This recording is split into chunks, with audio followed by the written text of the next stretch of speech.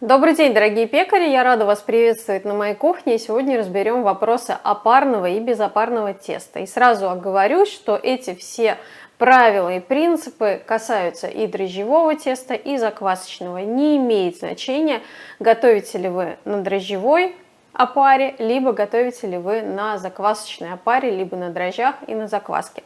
Принципы одни и те же. Итак, что такое опарная и безопарная технология? Вообще об опарах я рассказывала довольно подробно, показывала типы опар. Посмотрите это видео, оставлю ссылку в описании, оно вам поможет.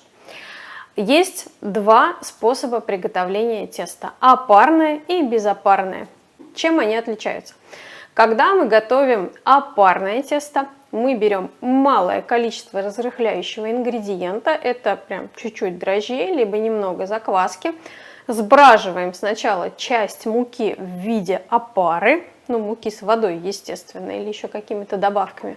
А затем на этой опаре мы уже ставим тесто. За счет этого время брожения теста увеличивается, а мы с вами уже знаем, что чем дольше бродит тесто, тем ароматнее и вкуснее получается готовое изделие. Долгое брожение придает богатую вкусоароматику. Если у нас нет времени так долго заниматься тестом, либо нет желания ставить опару, то мы можем делать безопарное тесто. Тогда разрыхляющего компонента берется большее количество тех же дрожжей, либо той же закваски, и мы ставим сразу тесто на дрожжах, либо закваске. В качестве примера, например, опару мы можем поставить, используя 2 грамма дрожжей, например, или 5 граммов дрожжей. И закваски мы можем использовать 10 граммов или 15, или те же самые 5. При этом муки и воды мы добавляем прилично, например, граммов 200 муки и воды. А потом мы ставим на этом на всем тесто. Если мы делаем безопарное тесто, то дрожжей мы возьмем уже не 5 граммов, а, например, 25. А закваски мы тоже возьмем не 10 граммов, а 50 или 100. 15-20% от веса муки в рецепте. Об этом я тоже ранее уже говорила. Что касается сдобы. Сдобу всегда лучше ставить на опаре. Будь то на заквасочной, будь то на дрожжевой, не имеет значения.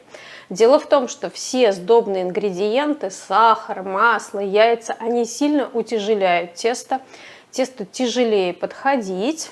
Неважно, опять же, на чем, на закваске, либо на дрожжах, тесту подходить тяжелее. Поэтому, разделяя на 2 части все эти ингредиенты, и муку, и молоко, и дрожжи, и сахар, и масло, и яйца, мы облегчаем работу нашим дрожжам, которые поднимают тесто. Дрожжам, которые есть в промышленных дрожжах, и дрожжам, которые есть у нас в закваске.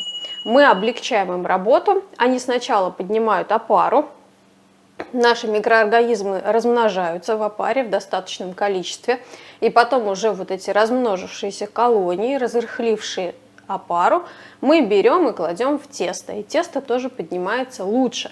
И еще раз повторюсь, вкусоароматика такого теста и готового изделия всегда лучше, богаче, душистее, чем на безопарной технологии. Поэтому не ленитесь, делайте опары, делайте их просто. Вы берете рецепт, смотрите, сколько там всего, отделяете часть, для простоты возьмите 1/3. 1/3 муки, 1/3 воды, 1/3 всего остального. Сделайте из этой трети опару. Когда она у вас выбродит, кладете все остальное и замешиваете тесто. Это самый простой вариант. Есть разные виды опар: густые, жидкие, холодного брожения, теплого брожения, большие, малые, соленые. В общем, самые разнообразные, но начните с самого простого, и вы почувствуете разницу во вкусе и аромате. Вам обязательно понравится. Это еще и удобно. Вы можете ночь выбраживать, например, опару, утром замесить тесто. За счет опары время брожения теста уменьшается, и достаточно быстро сделать готовое изделие, будь то хлеб, либо сдоба. Ну а на этом все. Надеюсь, вам все понятно. Вы наконец начнете пользоваться опарными способами ведения теста. И мы с вами продолжим печь, испечем еще много всего интересного. Присоединяйтесь.